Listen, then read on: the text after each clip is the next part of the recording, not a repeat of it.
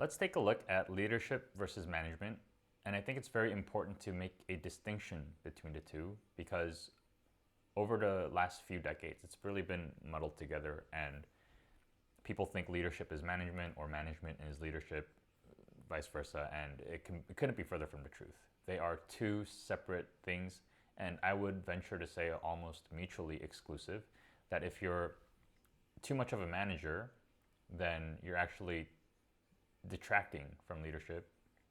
And if you're too much of a leader, which I think is a good thing, then you're actually going to not be managing at all, or very, very minimally.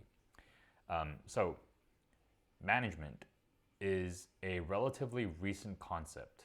And I think it was someone who Henry Ford hired who coined the term human resources, where they took a scientific approach at looking and trying to optimize human productivity on the assembly line. And it worked great for a long time. Or what Ford was able to do was he was able to take people who were making 50 cents a day and say, hey, if I could use your labor in these assembly lines using these HR systems, then you can have an output of $5 a day and you can keep the difference. So a massive increase in output per person and also an increase in profit per person.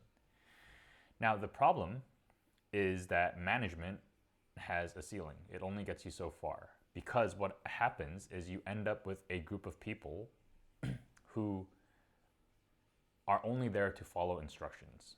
They're not putting input, they're not creating, they're not adding to the actual system, they're just working the system. So what happens when having a system is no longer a competitive advantage?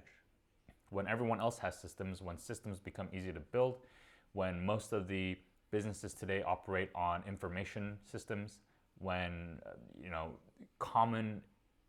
with the internet, like standard operating procedures for anything from construction to operating a ship all become free information, systems no longer become a competitive advantage. And so the work of management also loses efficiency, or it loses efficacy as a competitive advantage.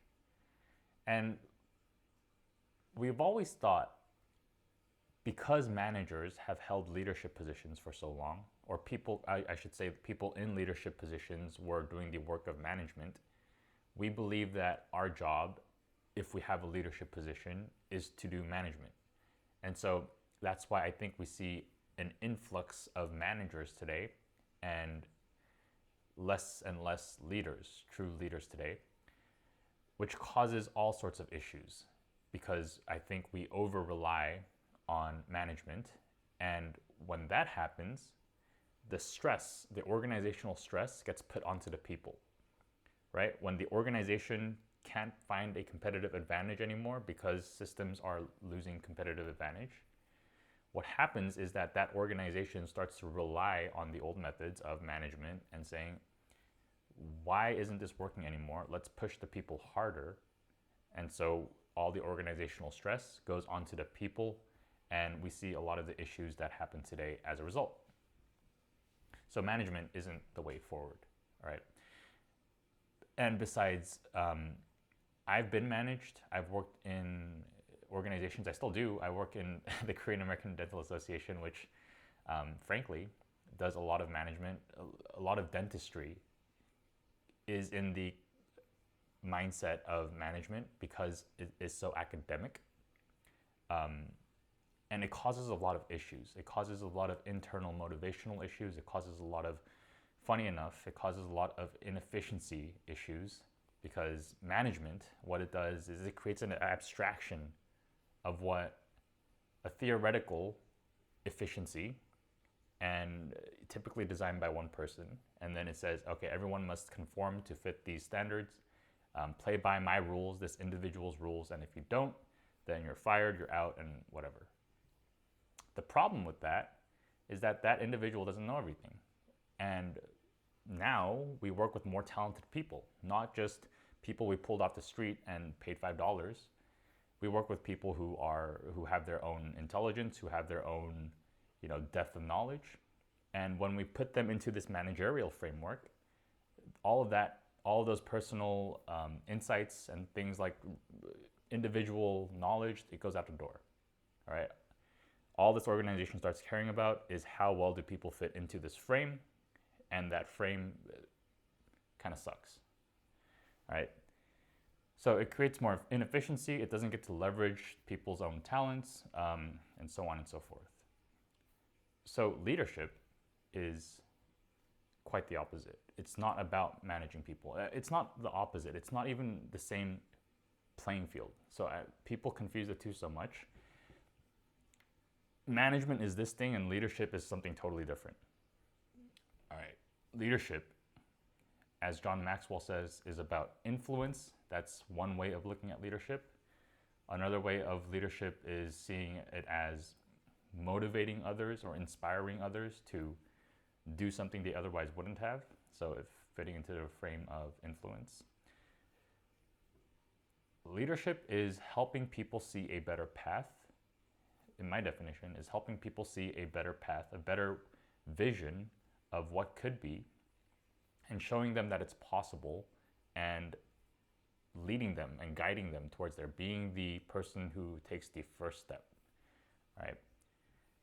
So a biblical analogy might be like Moses, where he's leading them through the desert, maybe ineffectively for 40 years, but that activity is the process of leadership, right? And we see all the struggles of poor leadership in that story too. But the difference between leadership and management is that leadership is about the individual people. It's showing them why this path is selfishly in their benefit as well. It's showing them why if they take this path, it's going to help them, help their future, help what they care about, and all those sort of things. And when we do that, when we can help people,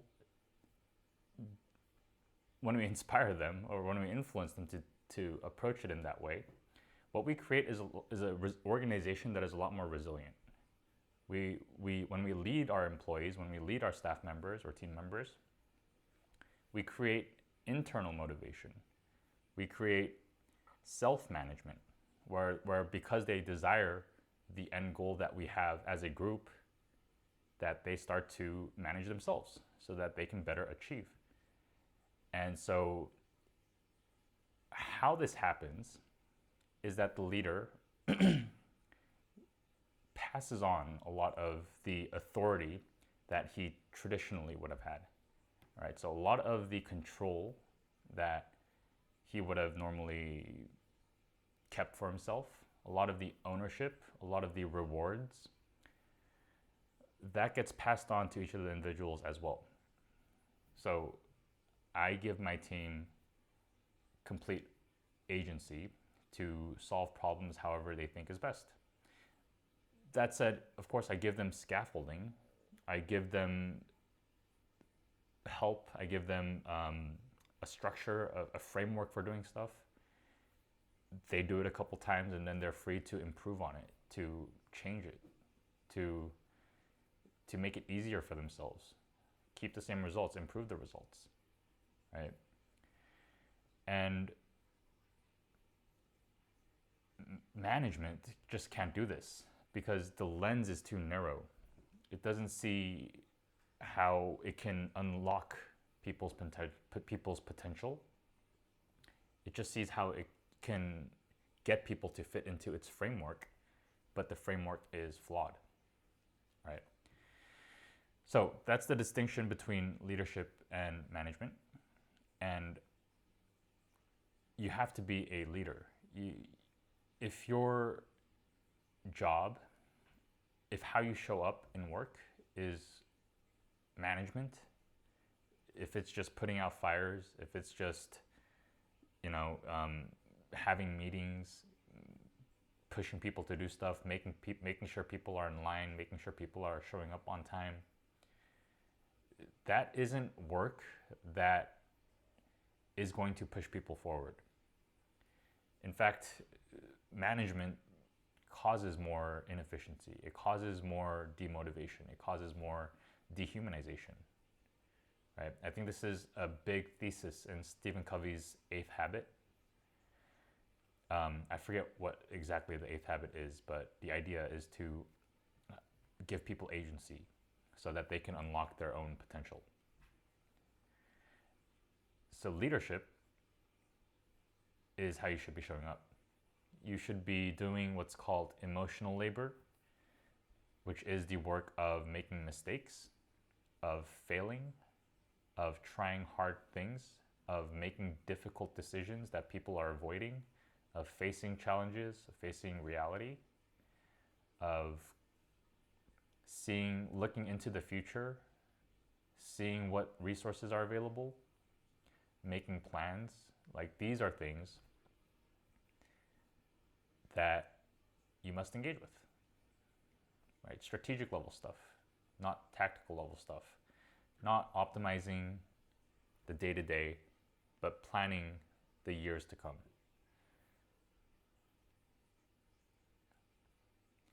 All right. I hope this video is helpful. It's a lot. And I think I'm barely scratching the surface for what is actually management versus leadership, or leadership versus management. Leadership is also a spectrum. So don't feel like you're behind. It's all about just growth as a leader. And there's like, as you grow, I think it's also about helping other people become leaders in their own right. I think leaders make other leaders. And if we're afraid to make other people leaders because we're afraid they're going to leave us, I know, especially in dentistry, one of the reasons is like there's such a scarcity mindset about staffing, like that it's so hard to find and all this. So the fear is like, okay, if we make someone a leader, if we give them all the resources, if we give them the keys to everything, what's going to stop them from just leaving or finding something better? The key thing to know is that it's so different to work for a leadership-driven company than it is for a management-driven company. And I think the employees really get that too. And I pay my employees like pretty well, like I think better than most management companies too, or leadership companies. But what I don't think they do it for the money. Like, you could maybe make the argument, but I think personally I would gladly pay, or I would be paid less to, enjoy my time more, to feel like I have a sense of agency, that I feel like a human, and so on and so forth. So what I'm trying to say is, being a leadership-driven organization, you retain employees more. Yeah, so that's my spiel. Take it for what you will. I'm still growing as a leader too. Obviously, I'm not perfect, but I do think it's important to make that distinction. So if you hadn't been aware of it before, I hope this has been a nice video. Thanks for watching, and I'll see you in the next one.